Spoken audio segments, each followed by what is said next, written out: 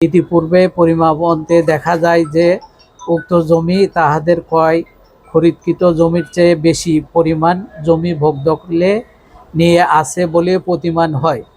তাই উক্ত দাগের তফসিলভুক্ত জমি পৌরসভার সার্ভেয়ার দিয়ে পরিমাপ করে নেওয়ার জন্য প্রশাসক গোবিন্দগঞ্জ পৌরসভা গাইবান্ধার নিকট গত 9/10/2025 তারিখে আবেদন করি। পরবর্তীতে নিয়ম অনুযায়ী সার্ভেয়ারের ফি বাবদ জনতা ব্যাংক পিএলসি শাখায় চালান মূল্যে 1000 টাকা জমা প্রদান করি। এ বিষয় আলোকে পরবর্তী 3/6/2026 তারিখে পৌরসভা গোবিন্দগঞ্জ গাইবান্ধা 2026 116 নং স্মারকে পৌরসভা আমাদের উভয়কে নোটিশ করে।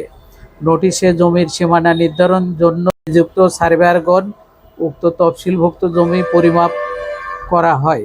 জমি পরিমাপ সম্পূর্ণ হলেও পৌর প্রশাসক আনোয়ার যে সমস্ত আচরণ করছে তার জন্যই 1 বছর পার হয়ে গেছে। এখন প্রশাসক নানাভাবে এটাকে আমাদেরকে হয়রানি করেছে। যদি